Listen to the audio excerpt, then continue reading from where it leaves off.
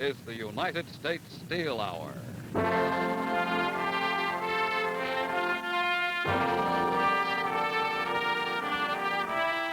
Only steel can do so many jobs so well. This trademark, USS, stands for Quality Steel, United States Steel.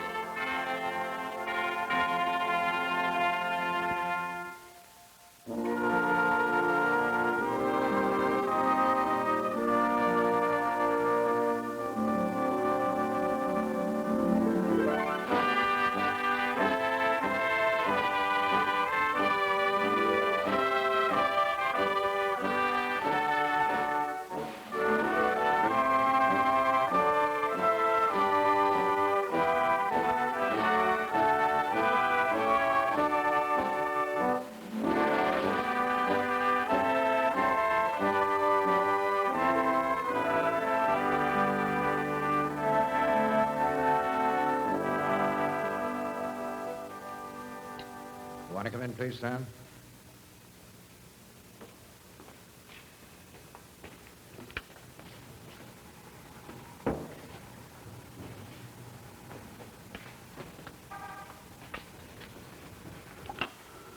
Want some coffee? No, thanks. You got a brief? Pretty much. 9 specifications. Take our pick of 50 witnesses and dig for more if they're needed. It's not open and shut case, but it's close to treason. Can ask the limit. 30 years, maybe. Maybe life. Or maybe the court won't take it that big. Are you nervous? Tired is all.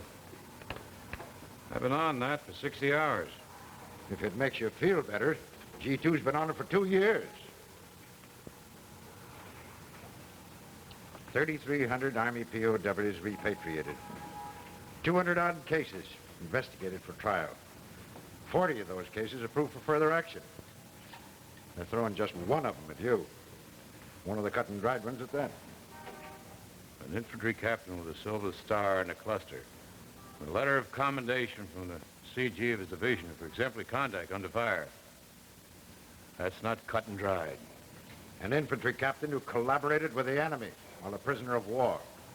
And 30 different men who will swear to every single specification. I'd call that cut and dried.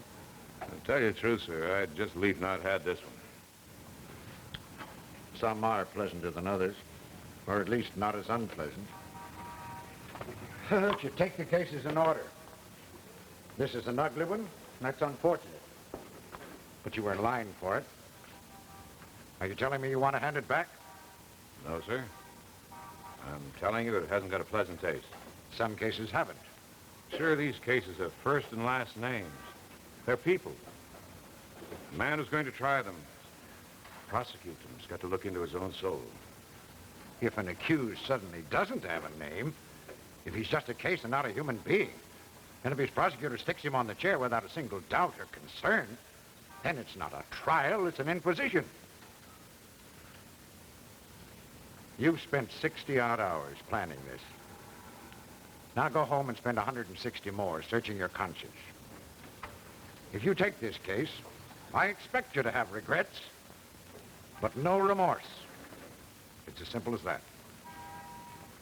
Well, that's fair enough, sir.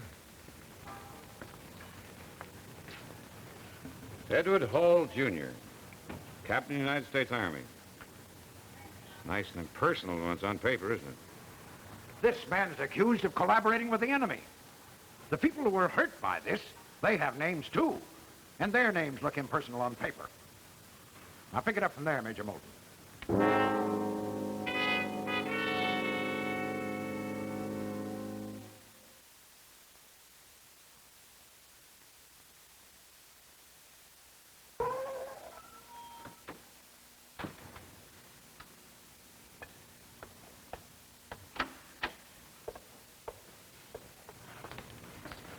Presenting Captain Hall.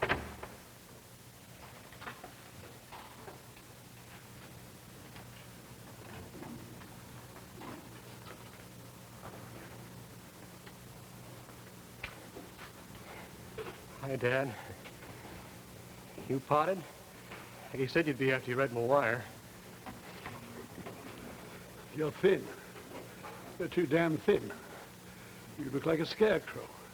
By the great Harry, we'll fatten you up. Won't we, Aggie? Ed, do you know how long it's been? 2.5 years. 2.5 years you lie in a sack in a comfortable Oriental tea house while I worry myself sick about you. Oh. Ed, it's good to see you, my son. My son. Aggie, dear, I hoped you behaved better in public than I was able to in my living room. Ask him. I almost strangled him. May I? May he indeed. May you. Why, Ed, you and I are going to finish that bottle tonight. Just the two of us. We'll sit in front of the fire and put a dent in those millions of words we've got to speak. So much to ask you. So much. And Aggie here will put us to bed about 6 a.m. Ooh, why not tomorrow, bright and early? It's so late. Ed's awfully tired. It's a long train trip, you know. A long train trip and a long time in a camp. We'll make it up to you, Ed. So, Ed, did you hear about your brother? Oh, he knows, Dad. One of my letters got through to him. How was Pete killed? Mortar shell during an attack at Incheon. Instantly, huh? He never knew what happened. His CO wrote me a letter. A long letter. It seems your kid brother was quite a soldier. As good a soldier as his older brother. And your kid brother's wife. Also quite a soldier. Quite a soldier. Well, I think it's bed for me. Follow soon. Mm-hmm. Very soon. Needs rest.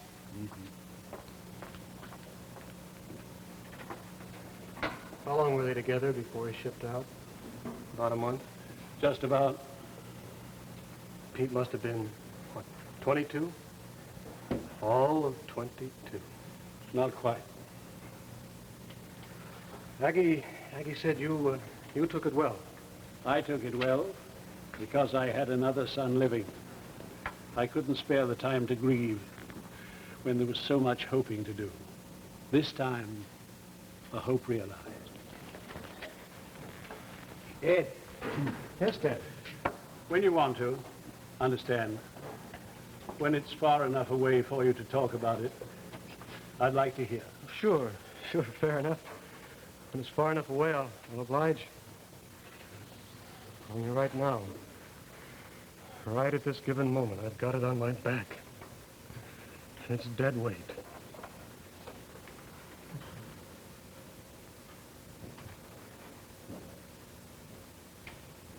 You know, over there in the camp, there was just one light in this big, long room. One light in the center. It had a string on it. And that's how you turned it on? No. I used to think, first thing I'll do when I get out of here, if I get out of here, I'll use a light with a wall switch. That's nuts, huh? Not a blonde or a thick steak or a big shiny convertible with 30 hours of sleep. Just a light switch. Oh, Ed, oh my God, Ed. I forgot the Thompson switch. Ed. Darling. Let it all out. Why don't you go on up to bed?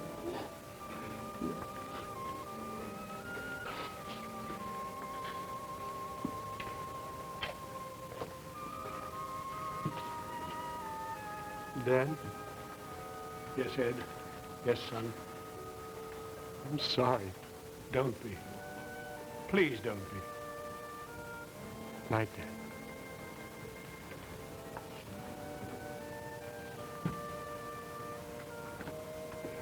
When he went away, he used to walk so straight. Now, he's all hunched over, like an old man. And he limps, too. Did you see him limp, Aggie? Did you see him limp when he went up the stairs? I saw him limp. Aggie, what did those hounds do to my boy? What did they do to him? I'm dead. Now. I'm dead, don't.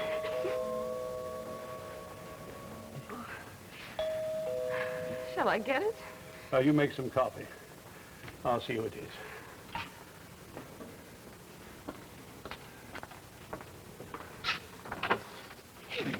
Well, We saw your lights, Ed. come on May in. we come in?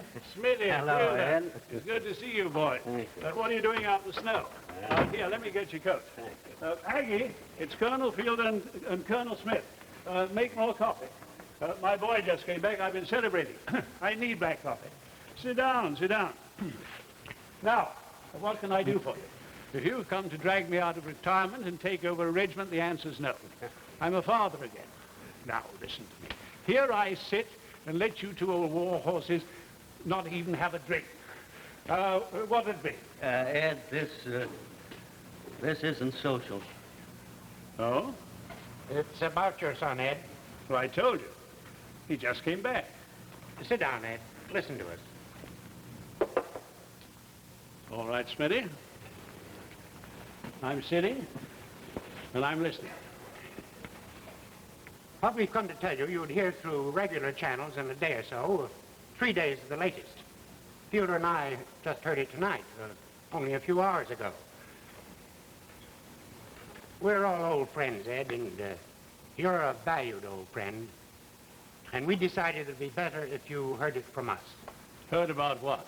There'll be charges preferred against your son, Ed, and a general court-martial. What charges?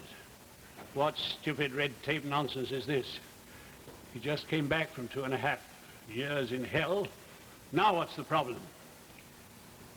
Collaboration with the enemy. 3 charges and 9 specifications. My son? Collaboration? That's a dirty, rotten lie. The very word stinks up the room. You must be out of your minds to make a statement like that to me about my son. You must be drunk. No.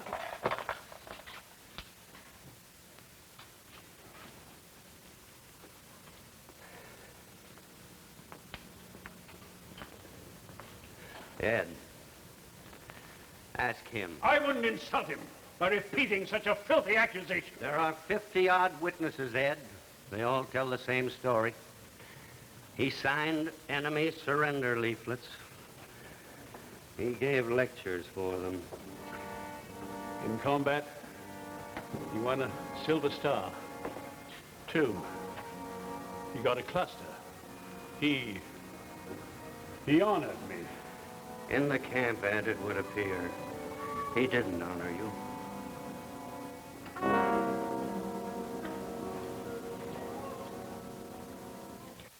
I once heard a very astute civilian say that men who become regular Army officers revert to the womb, sacrifice initiative and free will for a gravy train and 3 squares.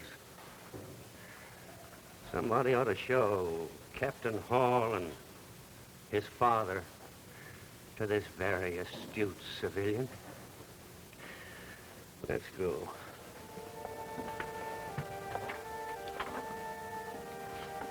May I turn the lights on, Ed? Prefer the dark if it's all the same. For what I'm asking you, I want a brief, simple, to-the-point answer. Understand? Who was at the door, MPs? Don't get cute with me. Just answer my question. Which is? Did you collaborate with the communists?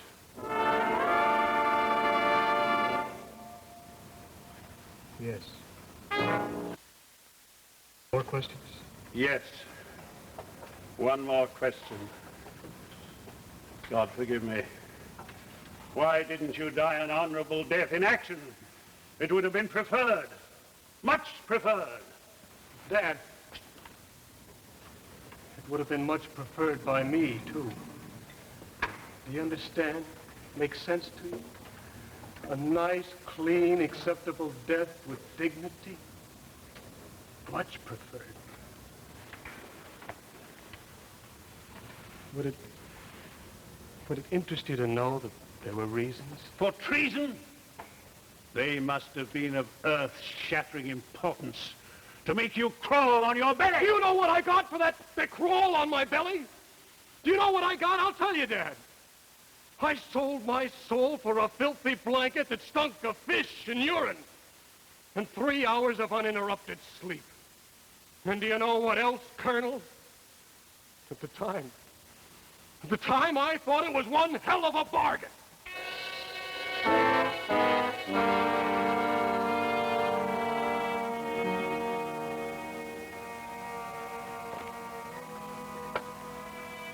Give me a CQ at Transit Barracks, please. That's right. Hello?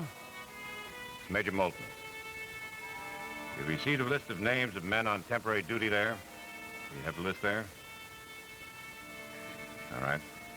These men are to be government witnesses. They're to report to the Staff Judge Advocate's office at 0900 tomorrow. That's right. And Captain Edward Hall, Jr. This officer is to be under restriction to post as of tomorrow night. That's right. Good night.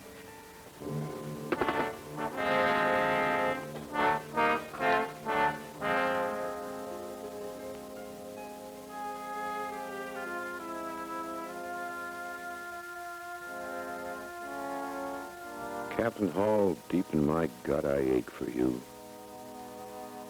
But I think you're guilty. I know you're guilty. And I've got to prosecute you.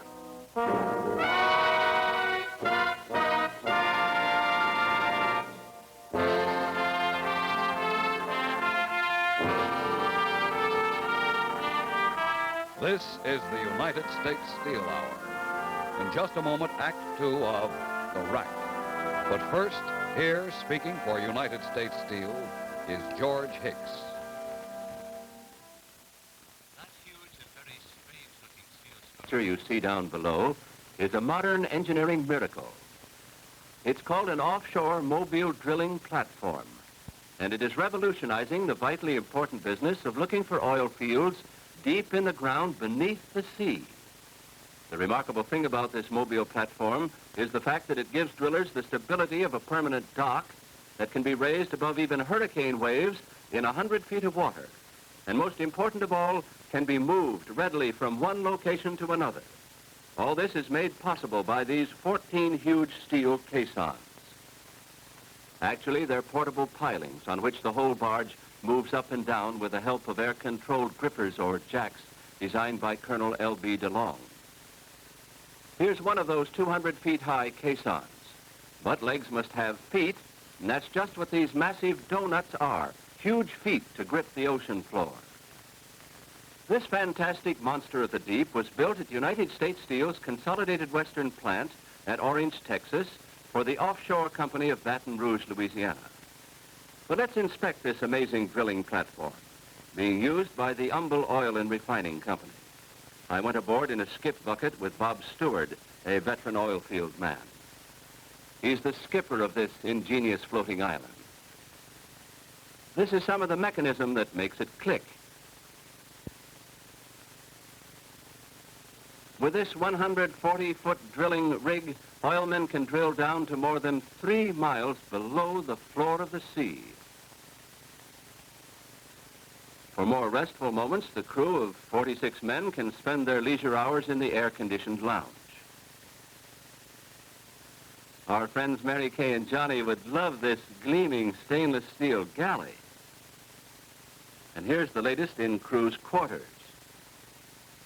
All the while, the men are no farther from shore than their own helicopter landing platform. It's an important part in the picture of this modern, efficient, and livable way to drill for the submerged oil our nation needs. Yes, United States Steel, through its Consolidated Western Steel Division, is proud to have played a part in the development and construction of this new way to keep increasing America's resources. And through this cooperative effort, to share in the spirit of courage and enterprise that helps keep America strong and growing.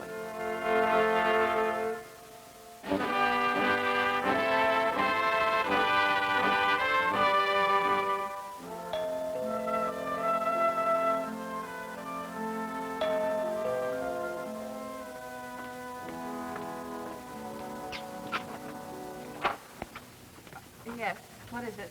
Captain Hall, he home yet? No, he's not. Would you care to leave him? I'll wait for him. Well, I'm not at all sure when he'll be home. He's at the staff judge advocate's office. I know.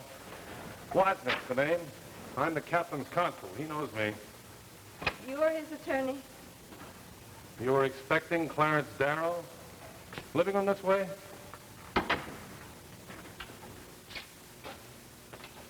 Who are you? I'm Captain Hall's sister-in-law. Well, I'll tell you, Captain Hall's sister-in-law. He told the SJA he'd take any consul given him. My name came up in the box, for better or for worse. You think it's for worse. But between you, me, and Ridgway, I'm a hot lawyer. You got a name? I'm Agatha Hall, if that's apropos of anything as far as you're concerned. Everything connected with Ed Hall is apropos of something as far as I'm concerned. I want to save this boy's skin. Do you want this straight? Sit down. Come on. Go ahead, Captain. Captain Hall has about the same chance as last year's Cleveland Indians in the ninth inning of the fourth game. You get the idea? If you feel that way, why are you defending him? You could refuse, couldn't you? Sure. I could plead prior prejudice and take a long walk. My old man was a coal miner. He was real hot at anthracite, but he was a lot better at philosophy. And he used to say to all of us, never get scared of an unpopular cause, as long as it's popular with you. I have a prior prejudice, you see, in favor of Ed Hall. I want to help him. Why? Because I happen to think that 2.5 years in a prison camp is punishment enough. I don't think it's right to take this boy after 2.5 years of that and punish him all over again. I call that double jeopardy. Now, that may not be a legal basis for a case, but personally, that's the way I feel. Captain, you have a disciple in your corner. Those are my sentiments. Ed.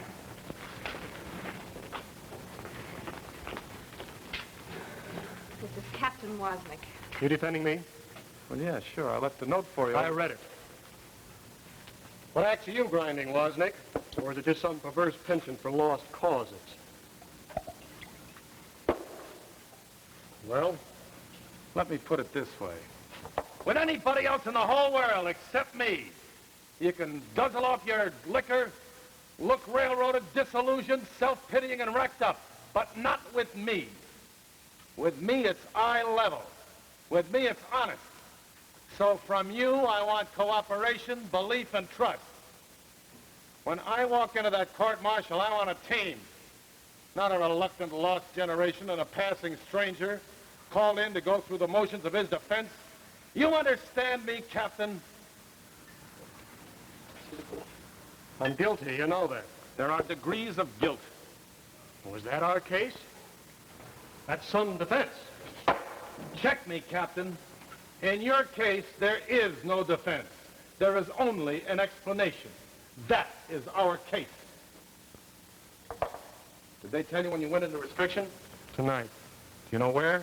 Fort Hanford, transient barracks. I'll be there first thing in the morning. You better stick near him. I think he's going to need somebody like you. Isn't there anybody for him? Oh, you, me, and God, I hope. I think we're for him. So long, Mrs. Hall. You let him know he's loved.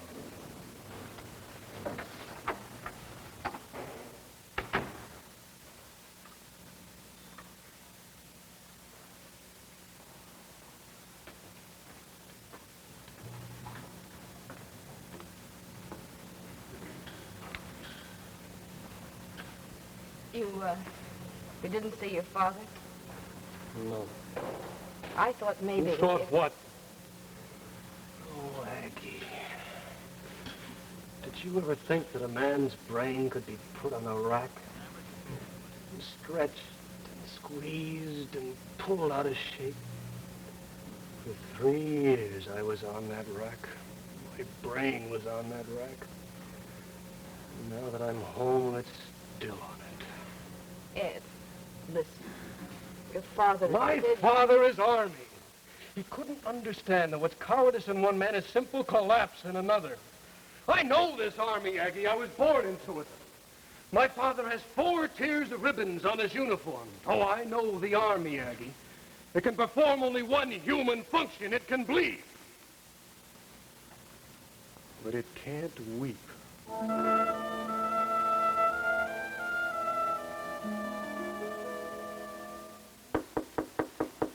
Come in. Major Moulton? That's right. Come in, Wendell. You're Anderson? Yes, sir. How's your leg? Better? Much better. Sit down, won't you? You know, of course, that you're to be a witness to the prosecution.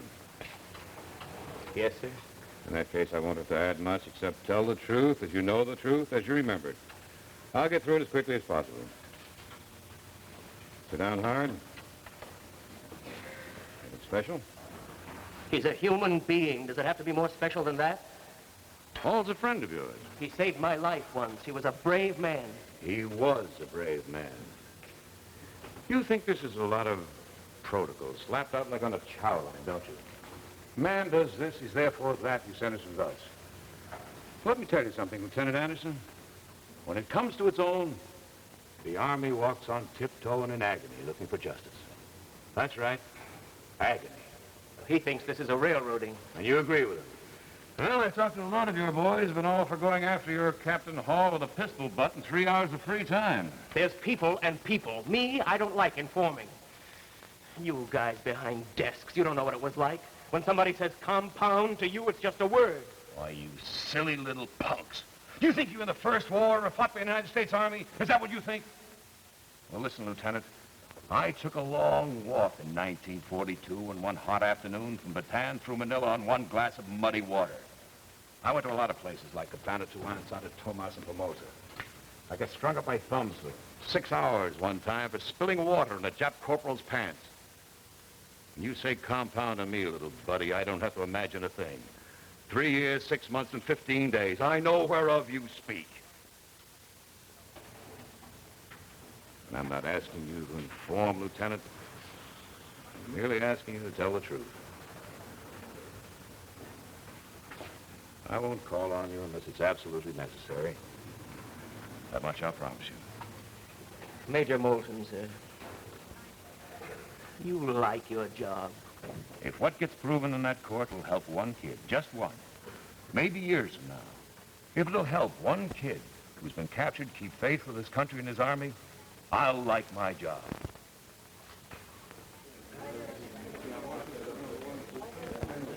And hut!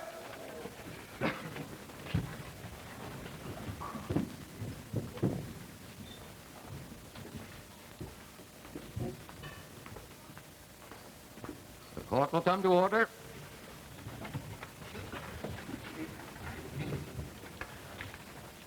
Let the record show that all parties to the trial who are present at the time court recessed are again present.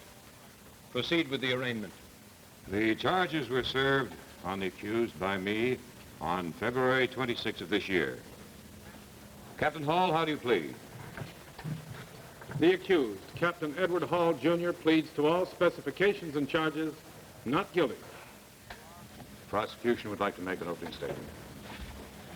We'll produce witnesses that will prove that the accused, while a prisoner of war at Changni, North Korea, Yaktong, North Korea, during a period of January 1st, 1951 to July 1st, 1953, did willingly and willfully give aid and comfort to the enemy. Go on, Sergeant. Well, he came out here and he said to us, you guys better sign this leaflet. So I looks at the leaflet and I says, Captain Hall, sir, that's a lot of Excuse me, I says, I can't sign this thing. It says for us to give up. Is that the leaflet?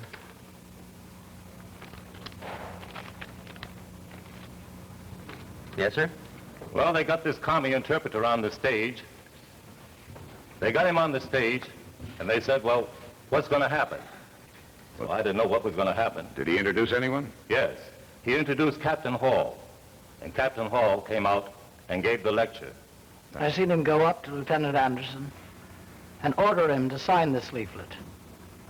And if Lieutenant Anderson didn't sign it, I heard Captain Hall say that... Captain Hall, would you tell the court precisely what was the nature of this order to Lieutenant Anderson? It was not an order. I said if he didn't sign, I couldn't guarantee that either of us would get medical attention. We both had leg wounds. It's a matter of record. I was merely repeating what the Reds had said to me. Your witness. Captain Hall, you knew a Sergeant Antonio Scalponi? Yes, sir, I did. On the evening of August 11, 1952, you went to Sergeant Scalponi and insisted that he sign surrender leaflets. You said to Sergeant Scalponi, Tony, you'd better get wise and sign this thing. It's going to be the hole for you. Were those your exact words? I don't know. It was something like that. Is it not a fact that very night Sergeant Scalponi was thrown to a cellar known as the Hole, remained in solitary confinement for 3 days and nights without food or water? I guess so. You guess so. Is it not a fact that you never again saw Sergeant Scalponi alive? No, not alive. The next time you were a member of his burial detail, Sergeant Scalponi had died of exposure and malnutrition. Now, is that a fact? Yes, sir. Did you, Captain Hall, try to prevent Sergeant Scalponi being thrown into the hole? Well, no, sir, I didn't. It would have been futile. You merely watched your sergeant get what would normally be called a death sentence. Objections. Objection sustained. Sergeant Scalponi weighed roughly 120 pounds at this time. He was suffering from dysentery and running a high fever. Yet he could not be induced in any minute measure in giving aid to the enemy. Now, could he? No, sir, he signed nothing. Captain Hall, I should like to ask, prior to August 7, 1952, the date you first put your name on the surrender leaflet, what had occurred to change your political views? Objections. The accused has never said that his political views changed. Sustained. Strike the question. I'll ask the question this way. What made you accede to your captor's wishes? I refused consistently, many times, but they kept after me. They kept after you? Well, how do you mean they kept after you?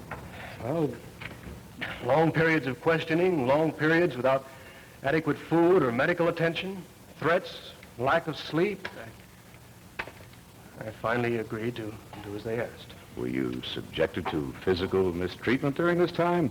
Were you struck or subjected to torture? I wasn't struck, not that sort of thing. They exhaust you. You were questioned at great length under adverse physical conditions. Now, Captain, would you say that the other 39 officers and men in your compound received approximately the same treatment that you received? Yes, probably about the same. You wouldn't care to testify then that you were singled out for any harsher treatment than any of the others? I don't think so. Now, Captain, how many others in your compound gave lectures for the enemy? None. Louder, please. None that I know of. None that you know of.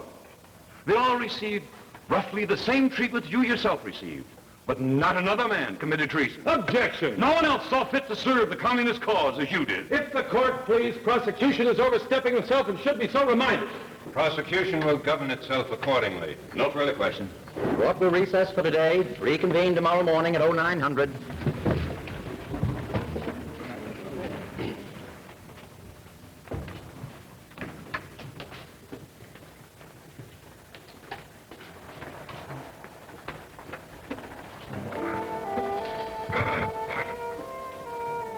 Rough afternoon. Feel boxed in, Captain? Oh, I got a wire from your former regimental CO. He's flying in to take the stand on your behalf. Then I got 3 more wires in affidavit form from 3 battalion officers testifying to your personal courage and efficiency. I also got a cablegram from Marilyn Monroe She wants to know if you're busy tonight. I didn't think you were listening. How about it, Captain? To better days? They love it, don't they? Who wasn't? The court, brass, the shiny field graders. Don't they love it, Wozniak? I think they're wrong, Captain, but this is not a kangaroo court. Every man in here is doing a dirty, unpleasant, and unasked-for job. I'll tell you what I got figured out. I think the Army is so flippin' orderly that it has to stick a tag on everything and label it. So when a man takes as much as he can, when he cracks into pieces, they look very wise. And they head into their Army ledgers and run their fingers down the pages, and they come to the word treason. We'll tag this guy with treason. My back, Wozniak. Do you know what you're doing? You're trying to add a supplement to the ledger. You're trying to complicate the tag-sticking routine. I swear to God, you're trying to wreck the whole flippin' Army by suggesting there's a human factor.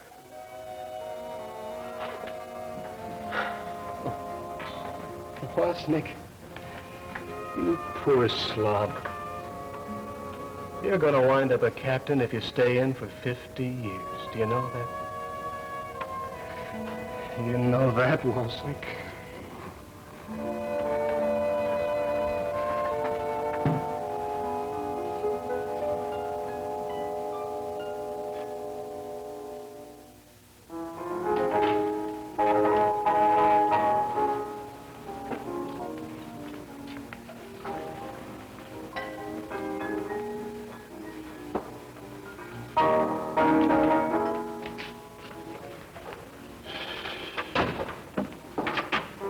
Beer, will you?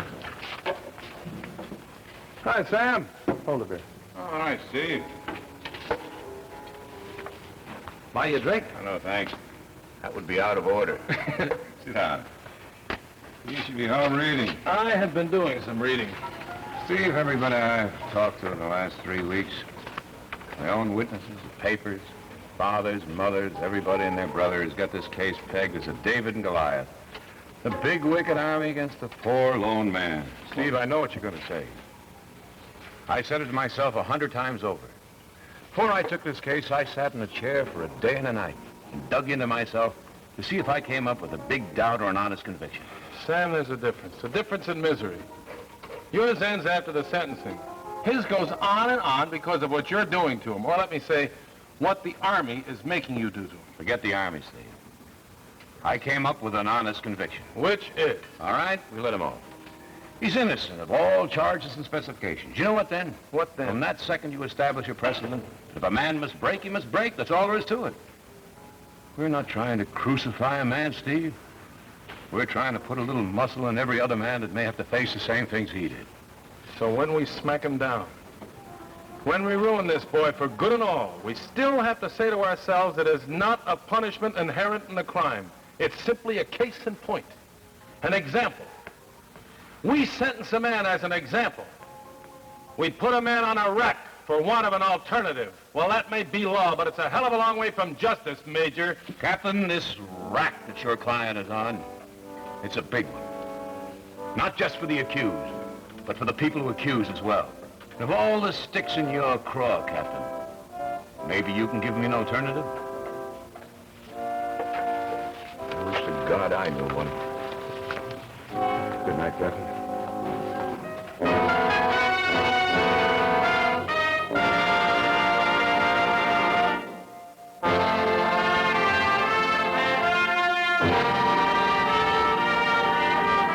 This is the United States Steel Hour. In just a moment, Act 3 of The Rack.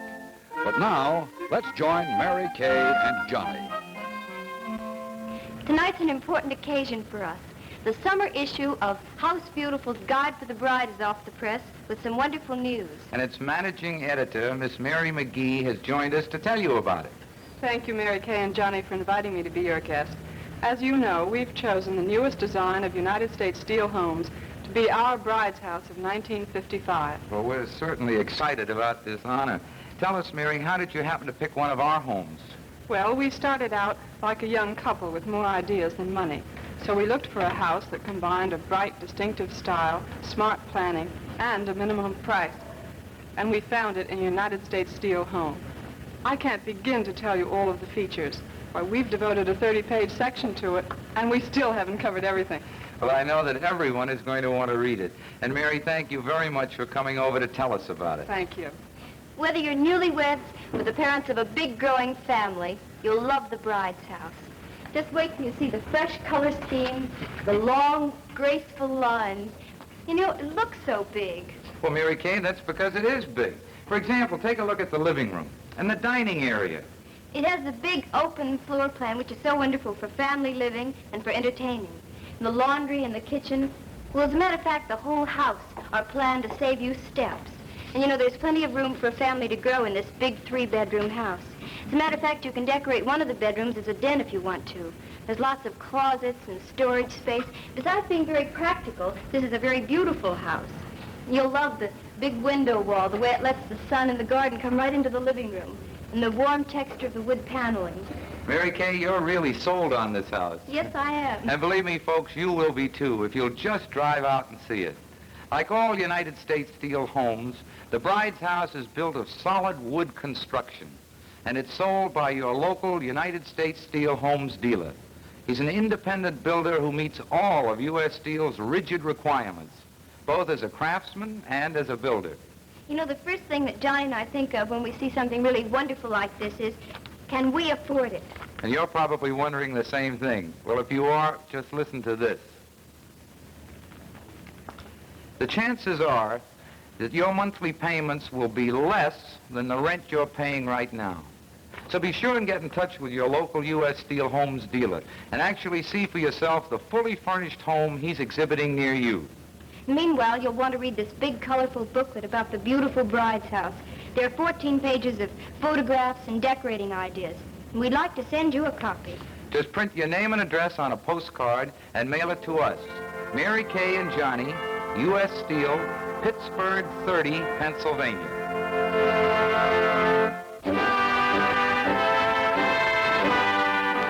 I wish to call Captain Hall for redirect examination.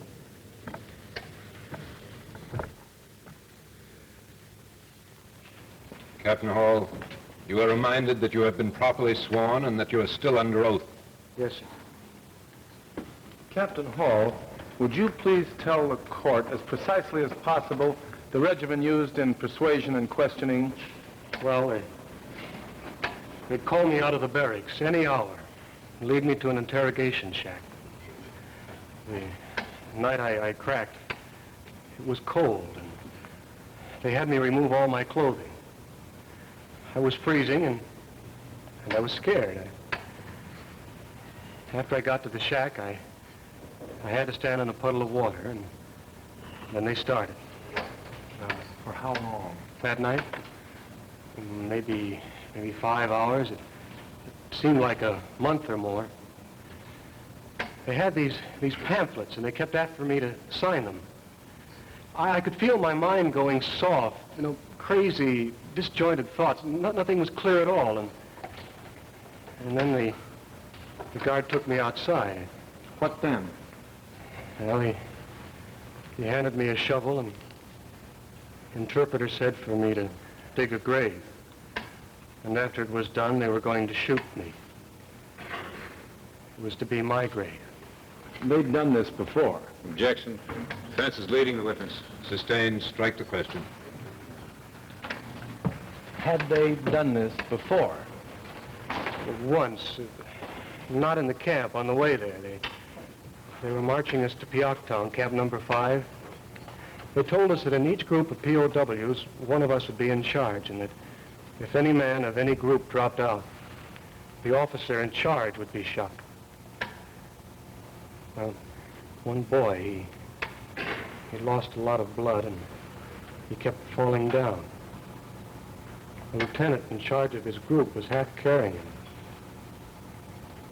And then this kid fainted dead away, and he couldn't be carried anymore. They stopped the column. They stopped the column, and the guard came up to this lieutenant motioned him to step out. I handed him a shovel and told him to dig, like they told me to dig. After he was finished, they put a gun to his head, shot him in the head. At night I cracked. I remembered his face. That's all I remembered. I looked into this hole I just dug, and I thought, this one I'd be lying in, you know. Then I heard this interpreter say something about a warm blanket and my going to sleep. Well, I said yes. I said, okay. I said, tell me what to do or what to say, I'll do it, anything. Germ warfare, dope peddling, forming, surrender leaflets, anything. Only I've got to sleep and I can't be afraid anymore. Just gotta sleep and I can't be afraid.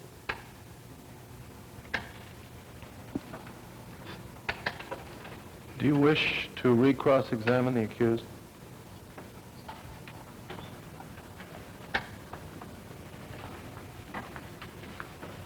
Captain Hall, in any camp you were in, did you ever see anyone shot? Not on a march, in a camp. They threatened to shoot a I lot didn't of ask you that. I asked you if you ever saw anyone actually shot. No, sir, I didn't. Call Lieutenant Anderson. Lieutenant Anderson.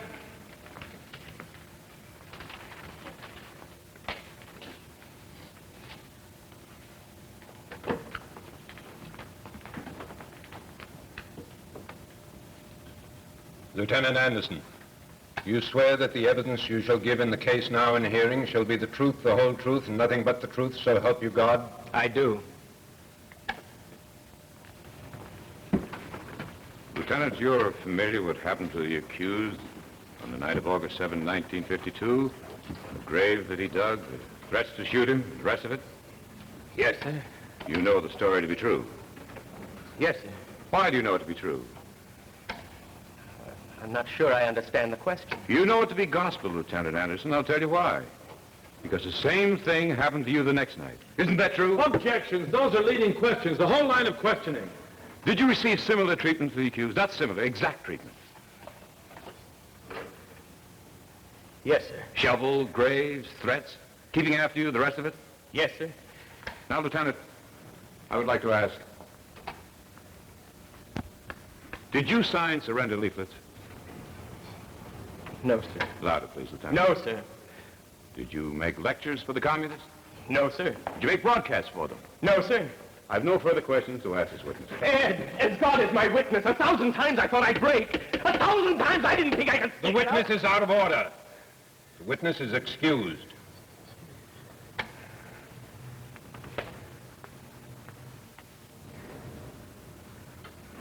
His remarks will be disregarded. Disregarded on the records. But in the mines. Try disregarding them in the mines. The prosecution has no further evidence. Does the defense have further evidence? It does not. Does the court wish any witness called or recalled? It does not. Prosecution would like to waive its closing argument this time. The defense wishes to make its closing argument.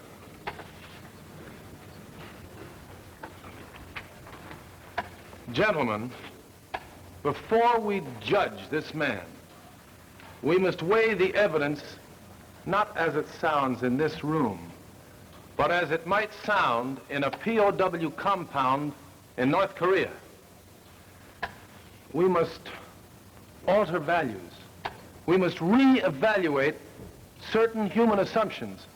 We must draw from a new frame of reference. We must judge Captain Hall in terms of a situation where a cigarette, one cigarette, is of monumental importance. Where a hot meal is a basic thing like breathing. Where fear is not a momentary pang, but a blanket which attends a man every passing second. where uncertainty is a haunting, wailing ghost that pervades sleep and wakefulness. On these terms, gentlemen, we must judge Captain Edward Hall, Jr., and in so doing, it becomes most apparent that such words as courage, bravery, self-sacrifice may apply in courtrooms or at battlefields, but take on new and unfamiliar dimensions in terms of a communist prisoner of war camp. To condemn a man for cowardice is altogether right and just. But cowardice does not occur when bravery ends. It is not either or. For if it were, all men would be heroes or cowards.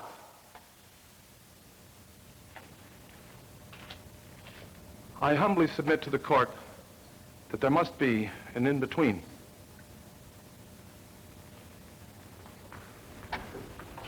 Prosecution would like to make its closing argument. Gentlemen, the defense seems to be making the argument to draw a line of resistance, declare criminal any weakness beyond that line as a prerogative that must come from God and not from man or any group of men. Who are we, they say, to arbitrarily decide how much a man must legally take before his will is not his own? But gentlemen, on that stand, we've talked to other men. Men who went well beyond the accused threshold of pain and resistance, went beyond it and came out unbent and unsullied. If we excuse Captain Hall, we tell these men that their pain and their sacrifice was a waste. We arbitrarily limit the necessary courage for every other man who might ultimately face the enemy. This is the precedent you set. You point to Captain Hall and say, take only what he took.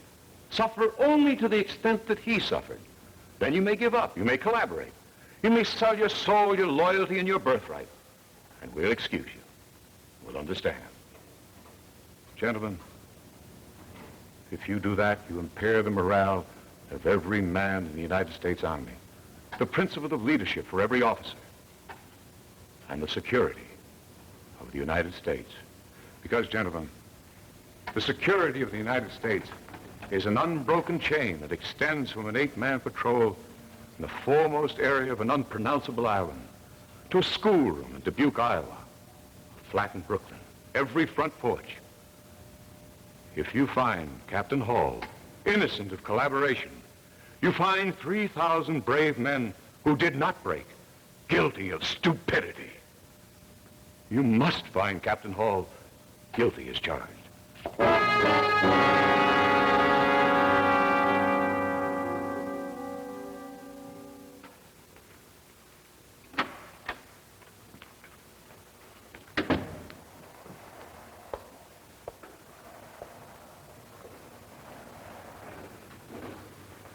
Captain Hall is inside.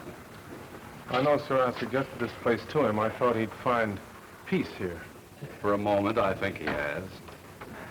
They're still out on the verdict. I know. I've been following the trial. I think I know what it is now, Chaplain. We have to pass our laws in a certain ethical climate. I mean, we gear them to what we know as basic human morality. Then we find ourselves judging a man who has committed a crime because the people who captured him didn't recognize our morality. What if they find him guilty? And when he asks us why, what do we answer? May I tell you what I'd answer? I'd answer, Captain Hall, morality is not a weakness. It's a strength. It should have sustained you, but it didn't. This is a reason, but it's not an excuse. And I'd add this. In the eyes of men, you're guilty of weakness and must stand alone, without honor. But in the eyes of God, your weakness is the weakness of the race of men. And this guilt that shows itself in wars and prison camps and brutality, this guilt you can share with all of us. Oh, you'll bear the cross, the sentence, the stigma perhaps, but the conscience must rest with your fellow men. For our crime is that though we believe in God, we don't act as if we believed. Your guilt, Captain Hall, is breaking faith in a prison camp. The guilt of men is that there are prison camps.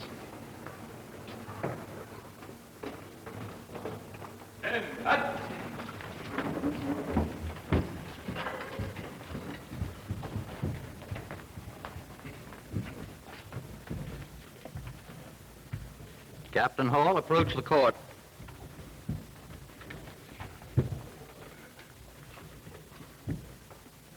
Captain Hall, it is my duty as president of this court to inform you that the court in closed session and upon written secret ballot, 2/3 of the members present at the time the vote was taken, concurring in each finding, finds you of all charges and specifications guilty.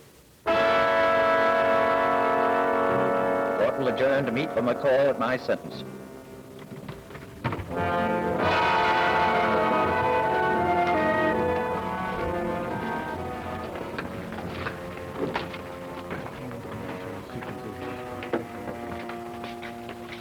Captain Hall, you think everyone is against you, don't you? That everyone wanted to find you guilty. We didn't want to find you guilty, Captain. We had to find you guilty. Major, I accept the verdict.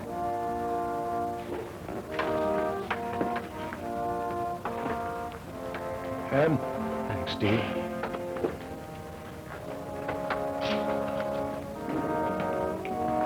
Been punished enough. I won't add to it. You're my son, Ed. You're my son.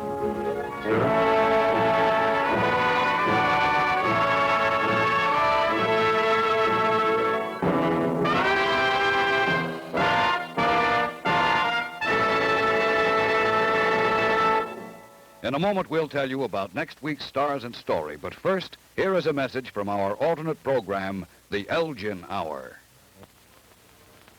On the face of this handsome Lord Elgin, and on this lovely Wadsworth, as on every Elgin and Wadsworth watch, you find this symbol. It stands for Durapower, the famous Elgin miracle mainspring, guaranteed to never, never break. Now watch this acid test. Here's a vessel filled with a strong corrosive acid. First, we put in a Durapower mainspring, then an ordinary mainspring. Notice the ordinary mainspring. In a few seconds, it's eaten away, completely destroyed. But the unbreakable Durapower mainspring is undamaged. It's amazingly durable. It is guaranteed by Elgin never, never to break. It won't rust or lose its springiness. No other watch can possibly be as accurate and dependable as your Elgin. So look for Durapower, a guaranteed indestructible source of watch power. Available at your jewelers only from Elgin, the beautiful way to tell time. Next week, the Elgin Hour takes pleasure in presenting a warm musical play entitled Midsummer Melody. Starring in Midsummer Melody will be Ernest Truex, Jerome Cortland, Kathy Nolan, and June Lockhart. Be sure to see the Elgin Hour, produced by Herbert Brodkin, 1 week from tonight. Jackson Beck speaking.